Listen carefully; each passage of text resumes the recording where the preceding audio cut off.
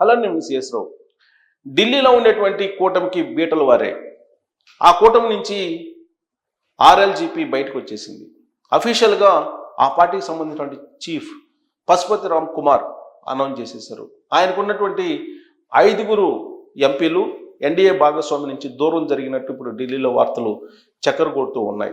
దానికి కారణం బీజేపీ మీద, నరేంద్ర మోడీ గారి మీద వ్యతిరేకత ఉంది అనేటువంటి అభిప్రాయాన్ని పశుపతి రామ్ కుమార్ వ్యక్తం చేసుకున్నారు.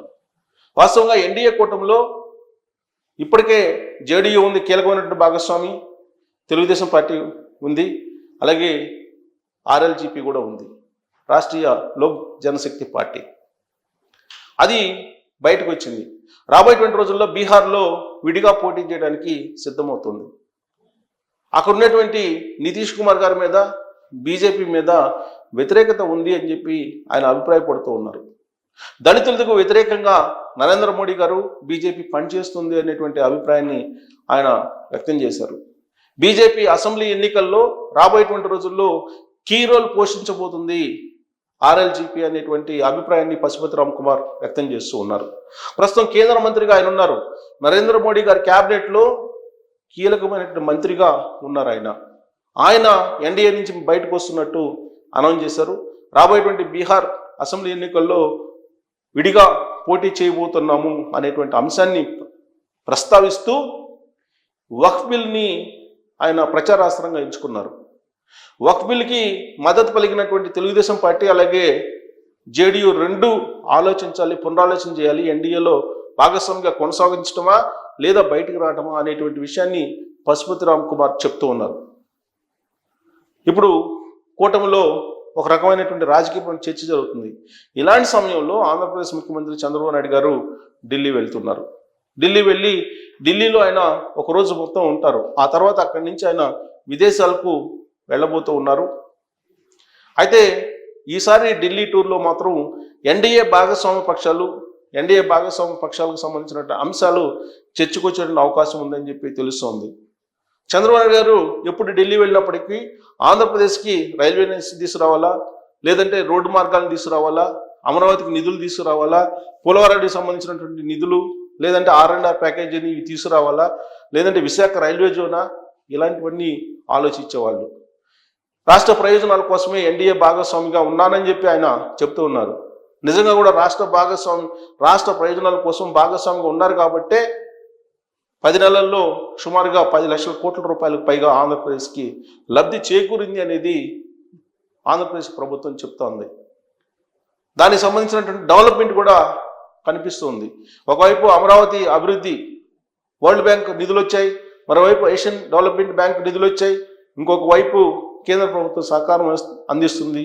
వీటన్నిటిని చూసిన తర్వాత స్టేట్ బ్యాంక్ ఆఫ్ ఇండియా అలాగే ఇతర జాతీయ బ్యాంకులు ముందుకు వస్తూ ఉన్నాయి. మరొక 46,000 కోట్ల రూపాయలు తీసుకునేదానికి రుణం కింద ఇప్పుడున్నటువంటి ప్రభుత్వం సిద్ధమవుతుంది. గతంలో బ్యాంకులు ముందుకు వచ్చాయి కదా అమరావతి నిర్మాణం కోసం. అమరావతి నిర్మాణం సాధ్యం కాదని చెప్పి జగన్మోహన్ రెడ్డి గారి పార్టీ బల్ల గుద్ది చెప్పింది. అమరావతి అనేది 2 లక్షల కోట్ల రూపాయలు పెడితేనే నిర్మాణం అవుతుంది రాజధాని, అది సాధ్యం కాదు, ఇప్పుడున్నటువంటి పరిస్థితుల్లో ఆంధ్రప్రదేశ్ ఆర్థిక పరిస్థితి బాగాలేదు కాబట్టి అని చెప్పి చెప్పారు. కానీ సాధ్యమే అని చెప్పి చంద్రబాబు గారు నిరూపిస్తున్నారు. మరొక 46,000 ఎకరాల భూ సమీకరణ కూడా జరగబోతుంది. ఎందుకంటే అమరావతి కోసం 33,000 ఎకరాలు స్వచ్ఛందంగా రైతులు ముందుకు వచ్చి ఇచ్చారు. నెక్స్ట్ అదే పద్ధతిన దాన్ని విస్తరింపజేయడానికి ప్రయత్నం చేస్తున్నారు. ఇప్పటికే ring road, outer ring road ఇవన్నీ కూడా ఏర్పడ్డాయి.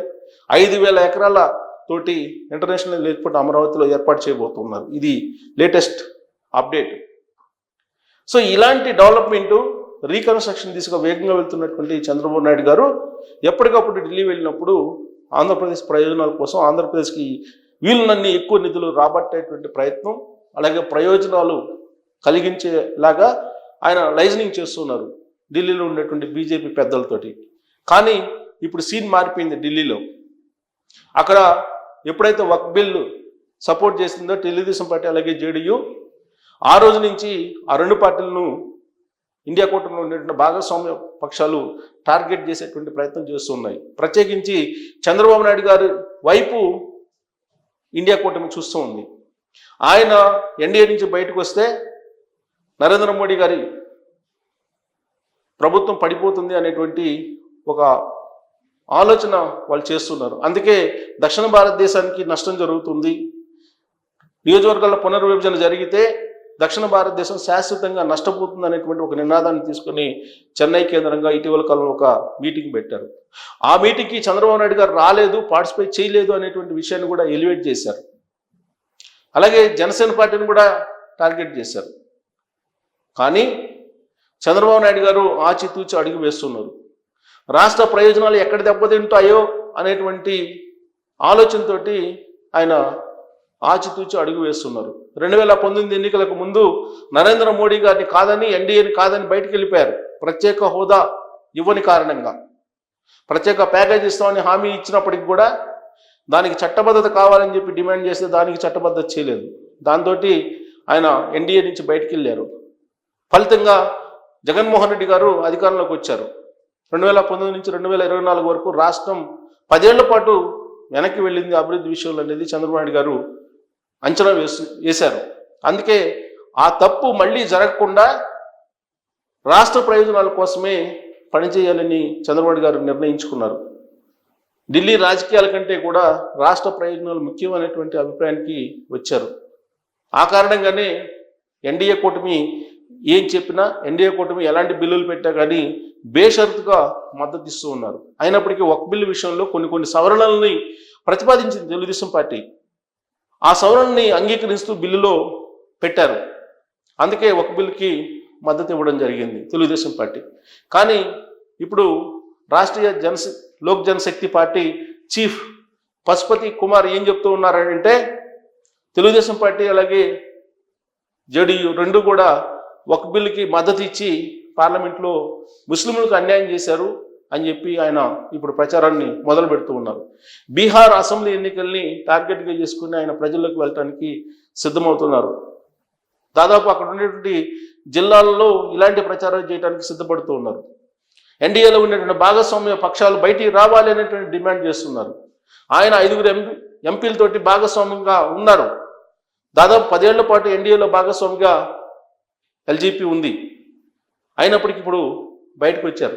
బయటకు వచ్చి దళితులకి, ముస్లింలకి మద్దతుగా మేము నిలుస్తామని చెప్పి ఆయన ప్రచారం చేస్తూ ఉన్నారు. ఇప్పుడున్నటువంటి నరేంద్ర మోడీ గారి ప్రభుత్వం మైనారిటీ వర్గాలకు, దళితులకు వ్యతిరేకంగా వెళ్తూ ఉన్నారు. విధానాలు కూడా అలానే ఉన్నాయని చెప్పి ఆయన టార్గెట్ చేస్తూ మాట్లాడుతున్న ప్రస్తుత సమయంలో ఢిల్లీకి చంద్రబాబు నాయుడు గారు వెళ్తూ ఉన్నారు. ఆయనతోటి కీలకమైనటువంటి సమావేశం ఎన్డీఏ పెద్దలు జరిపేటువంటి అవకాశం ఉంది. సో రాబోయేటువంటి రోజుల్లో నితీష్ కూడా ఒకవేళ ఎన్డీఏ భాగస్వామ్యం నుంచి బయటకు వెళ్తే అప్పుడు పరిస్థితి ఏంటి అనేటువంటి ఒక చర్చ కూడా ఇప్పుడు జరుగుతుంది. ఆల్రెడీ వక్ఫ్ బిల్కు పాస్ అయిన తర్వాత జేడీయూలో ఉండేటువంటి కొంతమంది ఎంపీలు ఇండివిజువల్గా వ్యతిరేకిస్తున్నారు. దాదాపు 6-7 మంది ఎంపీలు జేడీయూకి సంబంధించినటువంటి వాళ్ళు వక్ఫ్ బిల్ని వ్యతిరేకిస్తూ మాట్లాడుతూ ఉన్నారు. వాళ్ళని కంట్రోల్ చేయలేని పరిస్థితుల్లో నితీష్ కుమార్ ఉన్నారు.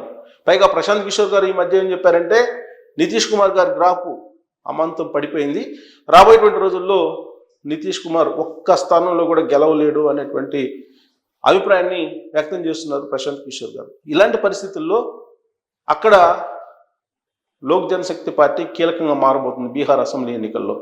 ఆ కారణం చేత బయటకు వచ్చినటువంటి పశుపతి కుమార్ ఆ పార్టీ చీఫ్ ఇప్పుడు తెలుగుదేశం పార్టీని కూడా టార్గెట్ చేస్తున్నారు జేడీయూతో పాటు.